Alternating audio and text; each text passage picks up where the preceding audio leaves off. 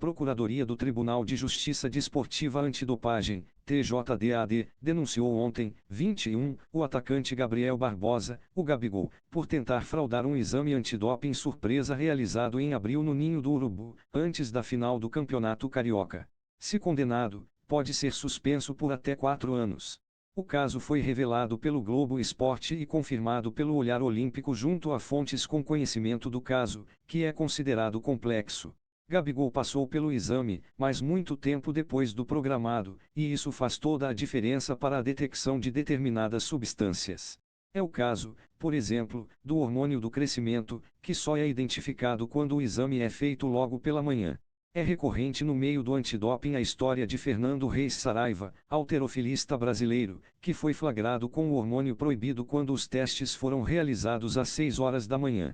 2 exames nesse horário deram 2 testes positivos. No caso do Flamengo, o teste surpresa também foi um pedido da Autoridade Brasileira de Controle de Dopagem, ABCD, algo raro no futebol. Normalmente é a Confederação Brasileira de Futebol, CBF, que acompanha os times e está entre as entidades do mundo todo, incluindo federações internacionais grandes, que mais realiza testes.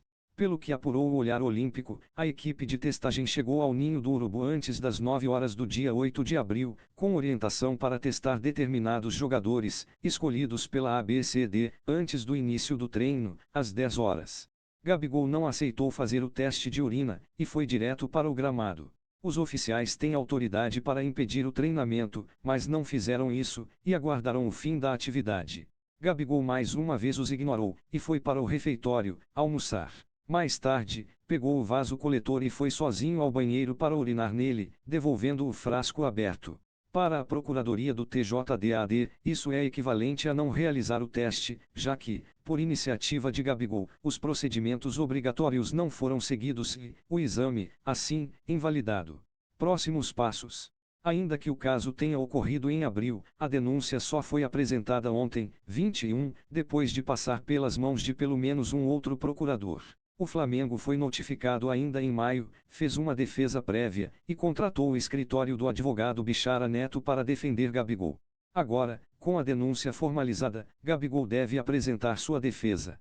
Ele pode fazer isso desde já, ou esperar o recesso do TJDAD, o que adiaria também o julgamento, que será realizado pelo Pleno do TJDAD, em data a ser marcada. Como o atacante é entendido como um jogador de nível internacional, o caso dele pode pular à primeira instância, com o que os advogados dele concordaram.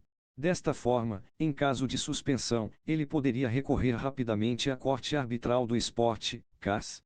O Pleno do TJDAD costuma ser mais rígido do que as turmas de primeira instância. Este mês, por exemplo, o Pleno ampliou para 2 anos a suspensão inicialmente de 8 meses aplicada ao pivô Lucas Mariano, que já estava contratado pelo Flamengo para estrear em fevereiro. Com o aumento da punição, o acordo deverá ser rompido. Outro lado. Em nota, o Flamengo disse que ainda não foi intimado do oferecimento da denúncia esportiva feita pela Procuradoria e, tão logo seja intimado, atuará na defesa do atleta.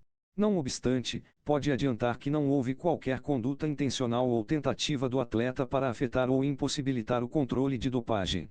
O Flamengo confia na justiça desportiva e entende que os fatos narrados não configuram uma falta típica, sendo não mais que um mal-entendido.